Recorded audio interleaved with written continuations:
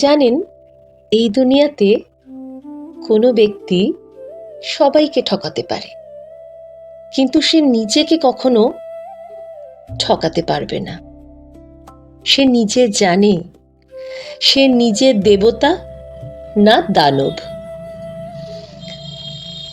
সেটা তার নিজের মন জানে, আর জানে তার আত্মা, পরমাত্মা।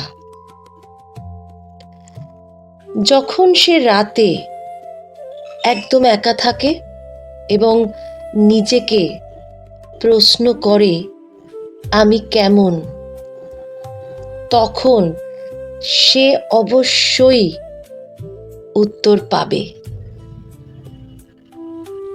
এবং সে নিজেকে বলবে আমি হয়তো খুব একটা ভালো মানুষ নই, তবে আমি রোজ একটু একটু করে চেষ্টা করছি ভালো মানুষ হয়ে ওঠার।